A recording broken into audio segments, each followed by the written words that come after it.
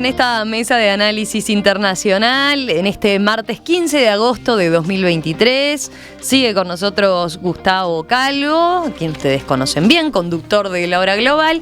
Y se suma a esta mesa, también la conocen bien, Mercedes Sayagues, periodista radicada en Sudáfrica, que lleva adelante con nosotros la columna Mirando a África. Mercedes, ¿cómo estás? Buen día, un gusto saludarte. Lo mismo aquí, siempre un gusto estar con ustedes. Bueno, ya tienen ahí una pista, si sumamos a Mercedes, ¿por dónde vamos? La región de África Occidental está en vilo desde fines de julio a raíz del golpe de estado militar que ocurrió en Níger. El 26 de julio, una junta militar derrocó al presidente constitucional, Mohamed Bazoum, alegando el deterioro de la situación de seguridad en el país, uno de los más pobres del mundo, donde operan células de grupos yihadistas como Al-Qaeda y Estado Islámico. Luego de la instalación de la dictadura, varios líderes africanos llamaron a los golpistas a restablecer el orden constitucional y no descartaron una intervención armada en Níger. A su vez, la Comunidad Económica de Estados de África Occidental impuso sanciones comerciales a Níger. Las Fuerzas Armadas en el poder denunciaron que las medidas son ilegales, inhumanas y humillantes y pidieron una salida diplomática a la crisis. Sin embargo, este fin de semana la Junta Militar anunció su intención de procesar al expresidente Bazoum, lo que fue visto como una provocación por la comisión. El golpe de Estado en Níger es el sexto en el continente africano desde agosto de 2020, cuando el ciclo de quiebres institucionales comenzó en Malí. Níger, de 25 millones de habitantes, era uno de los últimos socios de las potencias occidentales en una región en donde Rusia viene aumentando su influencia, principalmente a través del grupo paramilitar Wagner. Mercedes, la última vez que hicimos el contacto, de hecho, quedaba este tema allí, ¿no? Abierto, porque estábamos con las primeras noticias en torno a la situación en Níger. Te propongo, si te parece, entonces, comenzar contigo, situándonos en lo que es esta situación que se está viviendo allí y lo que es para el continente africano, ¿no? Bueno, dice, a partir del golpe, digamos, ¿cuáles fueron los acontecimientos o el curso de los acontecimientos después de que tomaron el poder?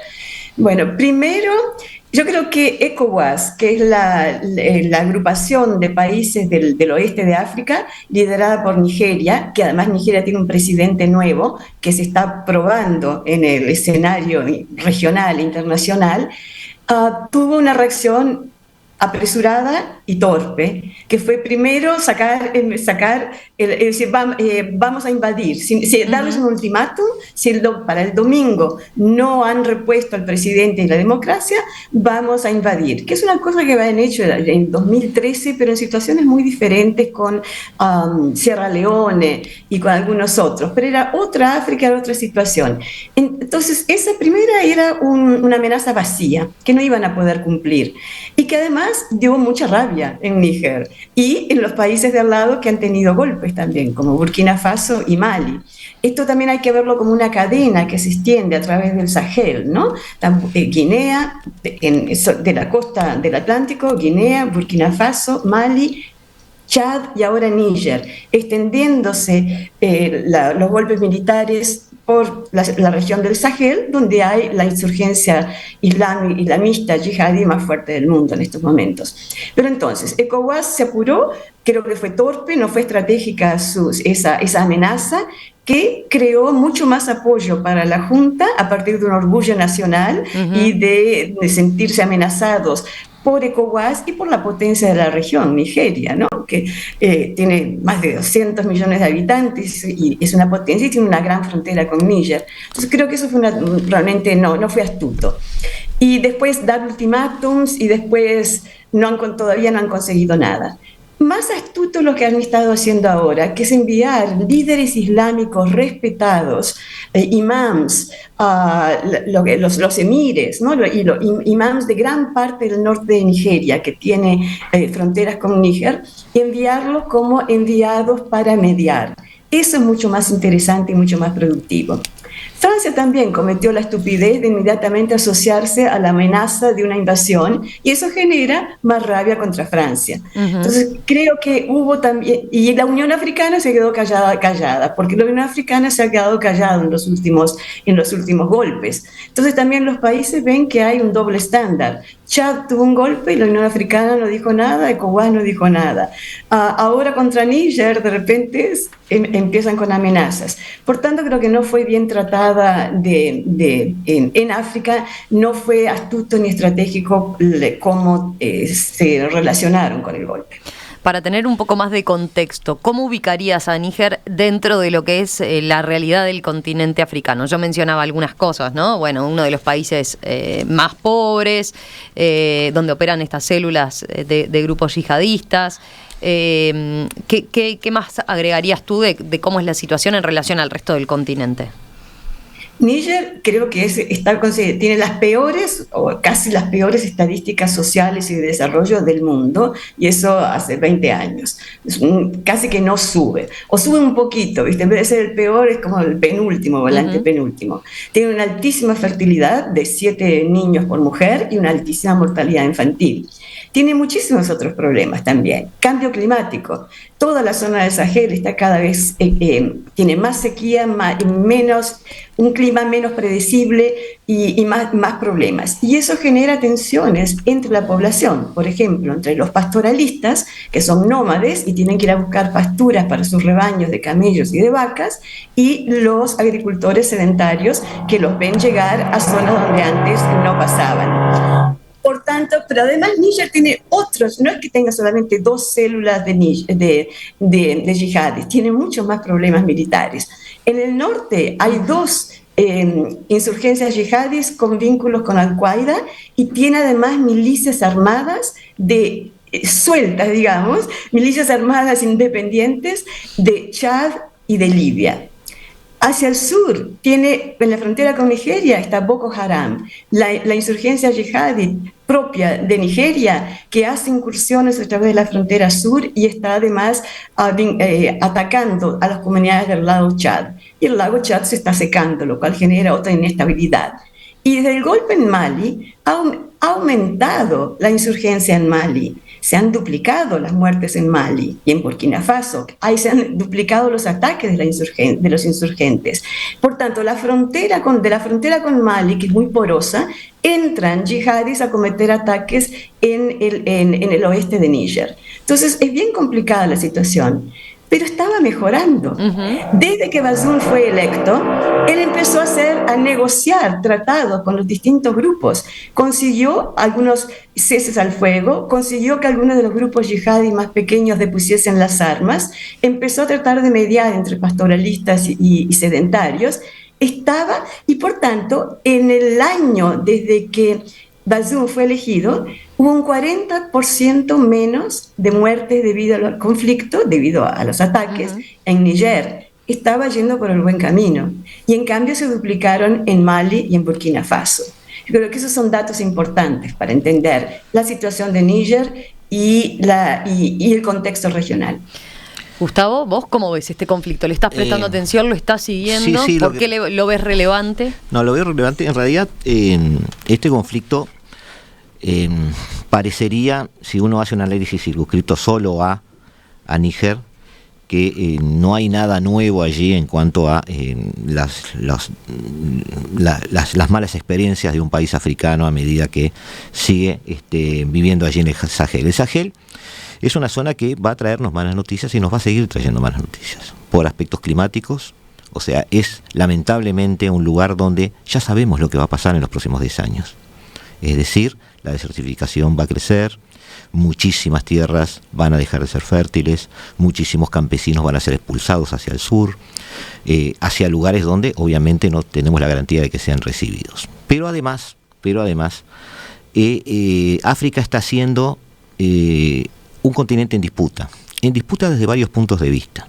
Desde el punto de vista de lo que podríamos llamar la guerra cultural, la guerra, no quiero decirle religiosa porque es demasiado, digamos, es dar demasiado por lo que valen estos grupos, es la mano de obra desocupada de Al-Qaeda y ISIS que fueron, digamos, expulsados un poco de Medio Oriente en ese sentido. Pero además tiene, como dijo Mercedes, Boko Haram, que es local, digamos, por llamarlo de alguna manera, y tiene un sinnúmero de elementos que, gracias a la gran proliferación de armas, a eso hay que decirlo, se permite que se formen, que tengan campos de acción, institucionalidades débiles, pueblos que no tienen la presencia de ningún Estado y que son básicamente carne de cañón para todos estos grupos.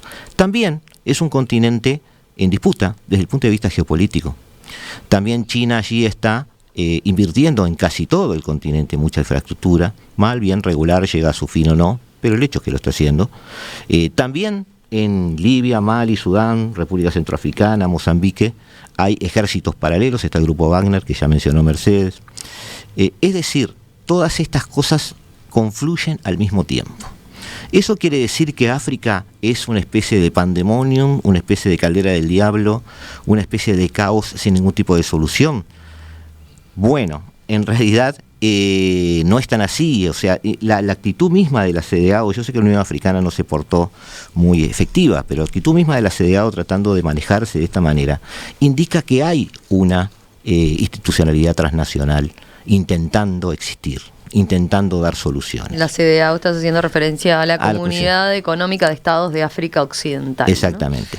¿No? Entonces, a veces las malas noticias y los malos resultados no nos tienen que hacer que dejemos de ver los esfuerzos que se están haciendo en muchos casos para eso. También hay otro elemento fundamental.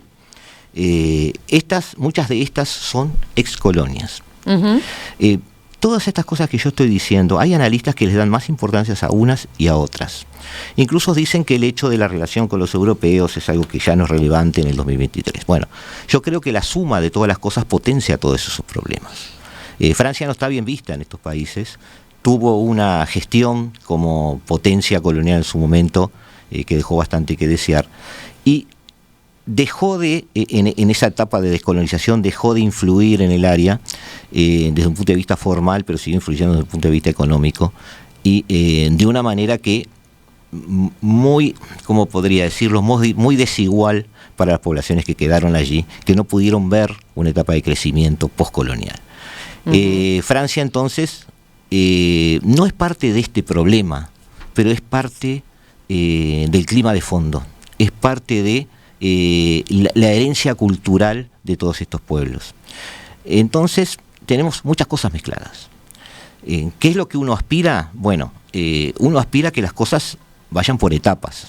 Sí, general en Níger, aparentemente por lo que vemos en televisión, y no estoy allí, pero veo que aparentemente empieza a haber una especie de manipulado o no, apoyo popular a esa nueva junta. Si eso es cierto, uno aspiraría a decir, bueno, vamos a apostar primero por la estabilidad y después empezar a mirar a futuro.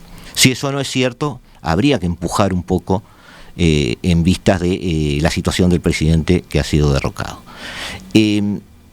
Tanto Mali como Níger... ¿A Níger, qué te referís? Me dejaste con lo de que habría que empujar un poco. En que sea restituido, en dar una solución de ese tipo. Tanto Mali como Burkina Faso y ahora Níger, a muchos nos suena una estrategia regional a nivel de potencias. Todo eso allí, con el grupo Wagner presente, miembros de la Junta hace 2 días viajaron a reunirse con gente de Wagner, uh-huh, porque les está ofreciendo lo que ofrece Wagner, es decir, seguridad a cambio que les dejen explotar algunos de sus recursos naturales, porque esa es la última modalidad de Wagner. Y claro, nos encontramos un poco frente a todo eso. Y uno se pregunta, ¿cómo una institucionalidad complicada, con un clima castigador, con elementos insurgentes que no terminan de acomodarse a la vida institucional, con yihadistas en la zona, con grupos paramilitares como Wagner que fogonean estas situaciones en lugar de calmarlas? ¿Cómo podemos ver un futuro para esta zona y para África en general? Yo sigo siendo optimista, pero por bastantes años por ahora yo lo que pronostico es una serie de malas noticias que se irán acomodando. A ver, Mercedes, ¿vos cómo ves este pronóstico que hace Gustavo y ese optimismo que tiene? Bueno, yo creo que el optimismo hay que mantenerlo porque además entre los 54 países y las 5 regiones de África hay grandes variaciones. África Austral es mucho más estable.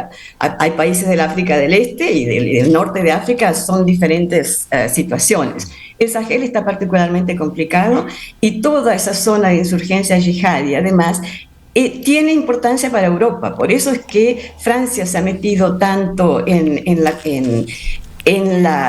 las operaciones, los combates y las operaciones para extirpar la insurgencia. Porque ahora abramos el campo, el ojo, ¿no? Vamos a ver. Después, Níger es el lugar por donde transitan, a través de Agadez, todo el circuito de tráfico humano para que llegan a la costa del Mediterráneo para después llegar a Europa.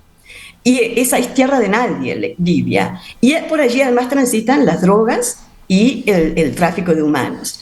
Entonces, cuanto más inestable es esa zona, más llega a Europa, más migrantes, más drogas, más armas, más de todo.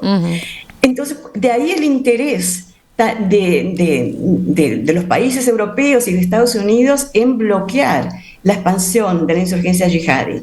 Y pensemos también que Francia ha tenido ataques islamistas tremendos en su suelo. Recordemos el ataque al semanario Charlie Hebdo. Aquello fue tremendo y nosotros como periodistas creo que tenemos gran solidaridad y no nos olvidamos de lo que pasó y han tenido muchos. Entonces es muy fácil también que entren yihadis en esos barcos que van para Europa y de allí ven la necesidad de mantener eso bajo un cierto, digamos, por lo menos parado, ¿no? No dejar que se vaya porque además donde se extiendan, después ahí están Algeria y Tunisia, Marruecos y Egipto. Entonces hay que controlar un poco, tratar de controlarlo. Eso es un hecho. También yo quería anotar que Gustavo dijo en un momento que Wagner trae estabilidad. Hay que acotar eso. Ofrece estabilidad. Dice que ofrece. ¿Para nada quién? más. ¿Para quién? Para las élites del partido en el poder, para lo que Milei llamaría la casta militar, vende estabilidad en el poder y para las capitales. Claro. El dato que vi al principio de que se han duplicado las muertes por conflicto en Mali desde que está Wagner, y en Burkina Faso, aunque no están oficialmente, están también, desde que hubo el golpe, ha habido más conflictos y más muertes, muestra entonces cuál es esa estabilidad. Es la estabilidad de la extracción de recursos minerales, del oro y los diamantes, y quizá próximamente el uranio de Níger, que financian la guerra contra Ucrania. Entonces, hay que verlo también desde ese punto de vista. ¿Estabilidad para quién? Porque las insurgencias siguen avanzando. Y ahora, y ese es el problema para ECOWAS, están infiltrándose en Benín y en Ghana. Entonces, esos países están preocupados en ver qué pasa con Níger. ¿Qué te quedó, Gustavo? No, me quedó que hoy no mencioné. O sea, ¿cuánto tiempo estuvimos mencionando el diferendo entre Alemania y Francia sobre cómo encarar el problema de las sanciones y la falta de petróleo ruso? Uh-huh. Estuvimos hablando mucho de la apuesta de Alemania a tratar de cambiar un poco su matriz energética y lo arrepentida que estaba Merkel de haber cerrado las centrales atómicas, cuando Francia estaba apostando justamente a 2 decenas, un poquito más de centrales atómicas, y esa energía atómica es la que le permitía surfear eso. Bueno, hay que ver también el mapeo de África como proveedora de recursos naturales. El uranio francés puede convertirse en ruso. Bueno, ahí hay que decir una cosa. Francia solo usa uranio de Níger para el 15% de sus plantas. Uh-huh. Cuando vino el COVID, muchos países decidieron diversificar sus proveedores de todo, no solo de uranio, porque se vio lo que pasaba cuando el mundo se cerró y, de hecho, Estados Unidos está trayendo industrias a México para no depender tanto de China. Entonces, Francia diversificó, bajó el porcentaje de uranio de Níger y ahora sus principales proveedores son Canadá, Kazajstán y Australia. Y apenas un 15% depende de Níger. Claro. También, desde el momento en que el uranio puro es extraído de una mina hasta que es refinado, y llega a una central nuclear, pasan 2 años. Por tanto, Francia no está preocupada con el uranio porque tiene suficiente uranio preparado para 2 años más, y Kazajstán, Canadá y Australia pueden producir mucho más. Yo creo que sí suma. Yo creo que le suma la preocupación. Pero son visiones, por supuesto, respeto. Pero creo que si ves los números, tienen otros proveedores más estables, ¿no? Y Brasil también tiene uranio, Sudáfrica tiene uranio que no lo explota, bien podría comenzar a explotarlo. Entonces, el resto de Europa sí tiene una proporción más alta del uranio de Níger, seguramente que ya están haciendo negocios y contratos con los países que mencioné para suplirlo. Pero ese uranio también y China también está explotando el uranio, a la vez que está haciendo un pipeline, una cañería para el petróleo, un petroducto que va a llevar el petróleo de Níger hasta la costa atlántica, hasta los puertos atlánticos. Pero eso lo paró ahora, declaró force majeure, esperando a ver qué es lo que pasa.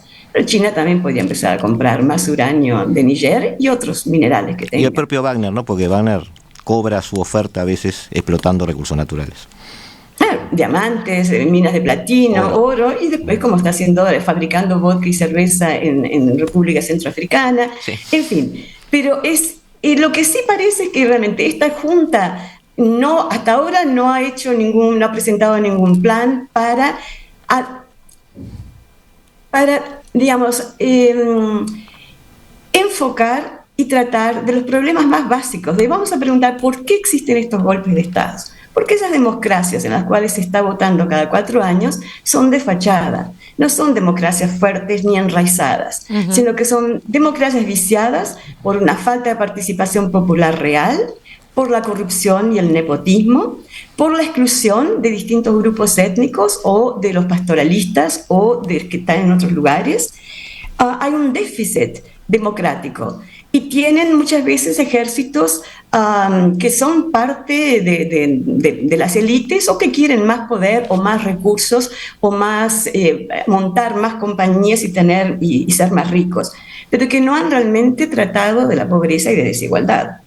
Y si a eso le sumamos el COVID y cómo bajó el turismo, ya antes del COVID el turismo había empezado a bajar por las insurgencias yihadis. Vino el COVID y el turismo, que era una parte importante de los recursos y sobre todo de los artesanos, de los guías, de mucha gente, de los restaurantes, de todo, en todo el país, la gente que vivía del turismo, eso se perdió y hay una desesperación y una pobreza creciente. Entonces, esas democracias están viciadas y entonces no ayuda.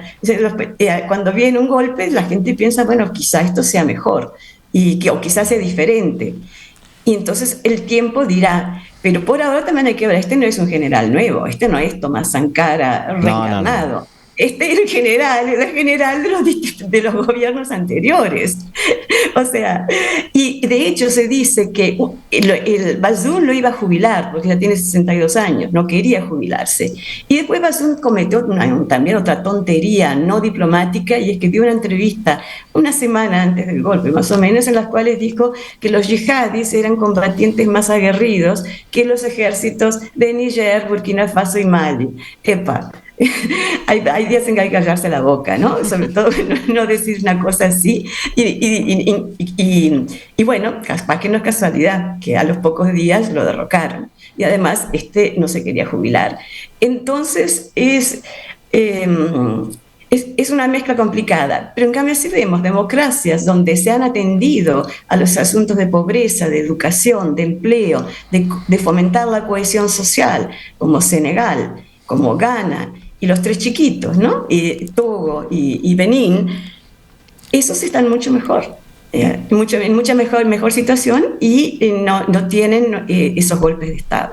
Gustavo, antes de cerrar. No, reafirmarme que en el Sahel nos esperan malas noticias por un tiempo, pero a la larga soy optimista, en la medida que se estabilice esa cultura institucional que algún día llegará. Como dice bien Mercedes, en el norte y en el sur ya la estabilidad ha ganado. Y bueno, y eso siempre es un poco una condición preexistente para tratar de desarrollar una cultura política.